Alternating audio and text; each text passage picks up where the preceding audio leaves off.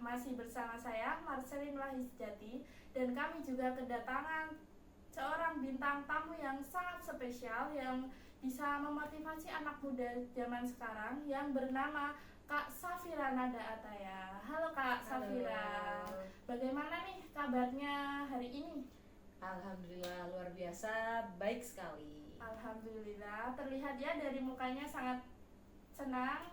Boleh nih Kak Safira perkenalan diri secara singkat buat teman-teman yang nonton podcast kita hari ini ya. Oke, perkenalkan nama saya Safira Nada Ataya, biasa dipanggil Kak Safira.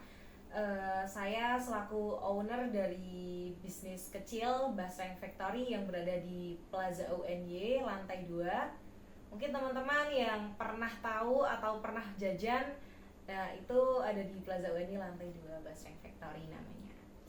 Nah, kalau boleh tahu nih Kak, kakak ini kan masih kelihatan muda ya. Nah, kakak ini tuh masih... Kelihatan ya? Aslinya masih muda kok. Wah, kakak ini masih kuliah atau sudah lulus atau lulusnya tahun berapa dan kuliahnya di mana? Oke, panjang banget ya. Oke, aku jawab satu-satu nggak apa-apa. Kalau aku sih udah lulus tahun 2022, aku angkatan 2018. Emang masih muda karena aku awal bisnis itu dimulai pas semester 5. Jadi aku udah lulus 2 tahun yang lalu 2022 dan aku kuliah di Amikom jurusan Sistem Informasi.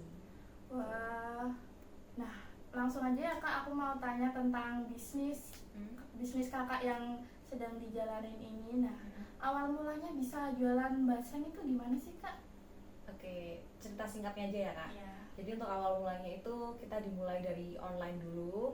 Itu belum di Plaza UNY, itu dari tahun 2021.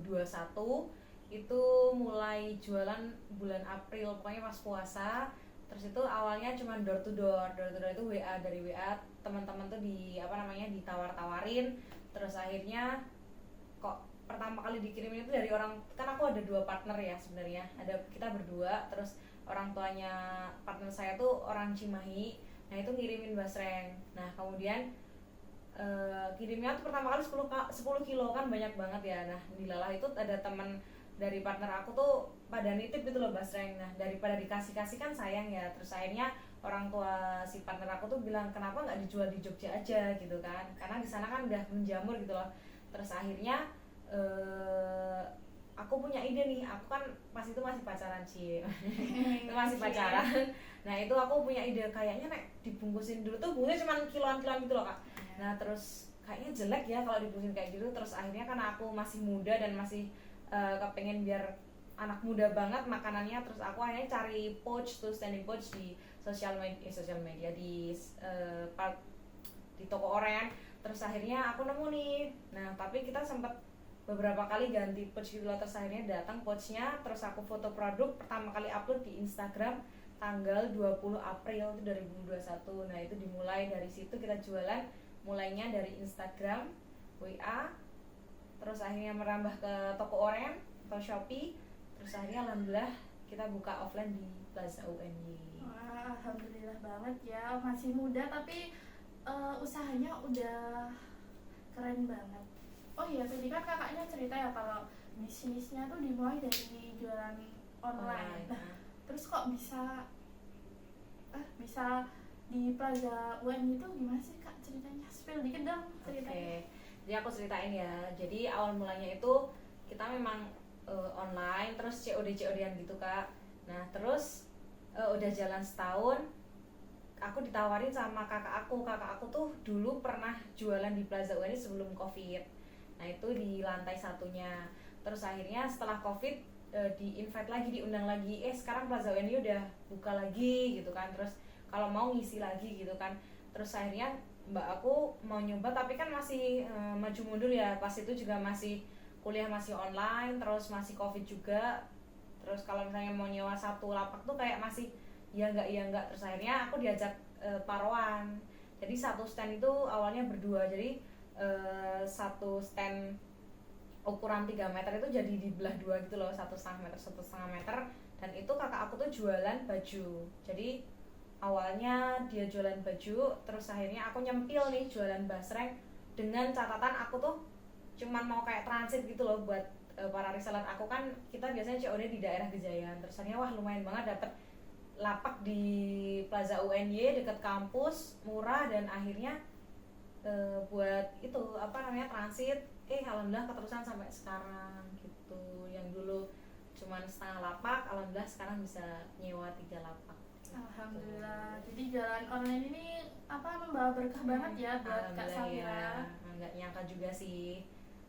Oh ya, Kak Safira tadi juga cerita kalau kakak ini mulai jualannya kan waktu kuliah semester 5. Nah, Yeah. terus kakak sendiri tuh gimana bagi waktunya buat antara nge-packing dan ngerjain tugas-tugas yang pastinya membludak ya? Iya, benar.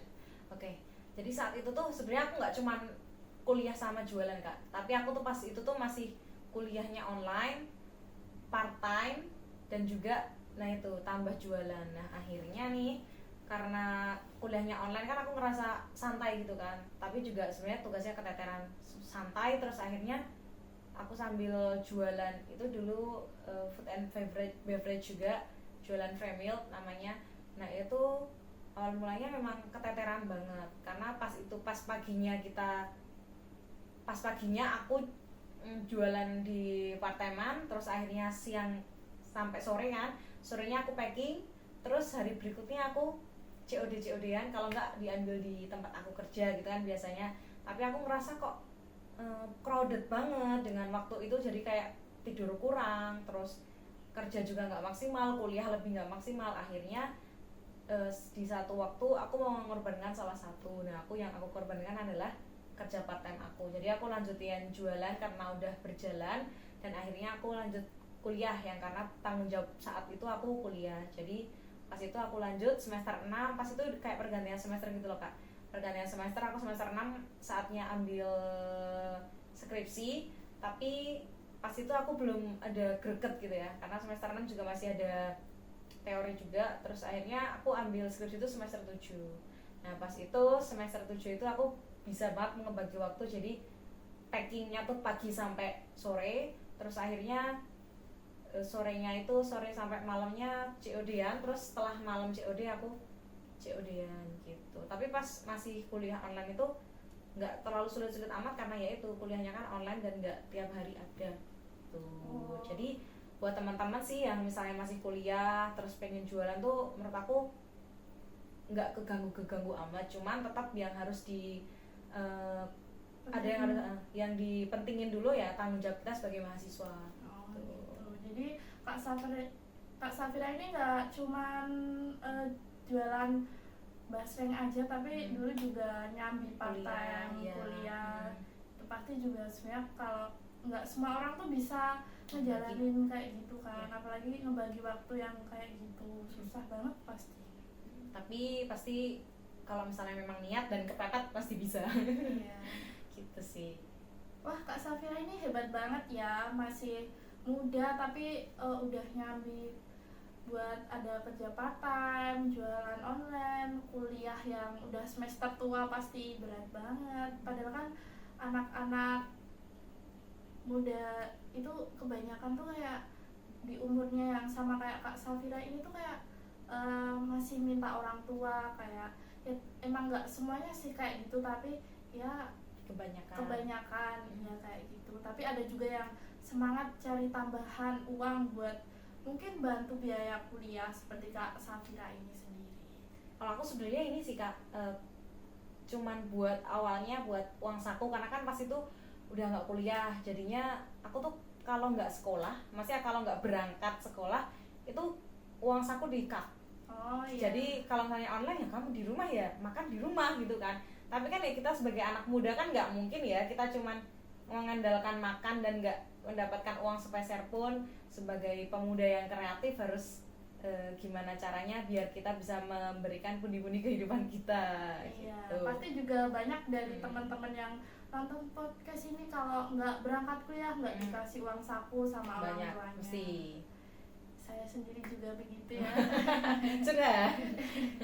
Kak Safira ada pesan buat teman-teman yang mau cari tambahan uang buat biaya kuliah atau uang saku gitu? Oke, pesan-pesannya ya. Iya. Yang sebenarnya lebih ke yang pengen memulai usaha aja sih, maksudnya pengen mencari cuan ya. cari tambahan itu nggak cuma dari berjualan, tapi dari banyak hal yang kalian bisa aja. Tapi kalau saya kan melalui jalurnya berjualan. Jadi buat teman-teman di luar sana yang kepengen membantu orang tua atau membantu kalian sendiri buat memenuhi kehidupan sehari-hari, mungkin yang masih kuliah, aku akuin memang kalau misalnya kuliahnya offline itu memang berat ya, tapi ada juga kerja tuh kayak kerja remote gitu kan. Tapi mungkin sih kalau aku pribadi, kalau misalnya masih semester awal atau masih semester yang masih aktif-aktifnya, kalian fokus dulu kuliah, cari tambahan itu dengan cara yang lain yang tidak mengganggu kuliah kalian. Besok kalau misalnya sudah skripsi atau kalian bisa membagi waktu, terus kalian buka usaha, kalian udah mulai oke, kayaknya bisa membagi waktu, silahkan. Tapi jangan lupakan tanggung jawab kalian sebagai mahasiswa. Jadi selesaikan dulu tanggung jawabnya, baru tambah-tambahnya itu bakal berjalan seiringan gitu. Karena rezeki apapun sudah ditetapkan dan kita tinggal memberikan wadahnya gitu dari Allah gitu. Dengan cara apapun, kayak dikasih orang tua kan juga rezeki, terus cari uang tambahan juga rezeki. Jadi yang pengen berjualan ya yang penting bisa membagi waktu gitu aja sih.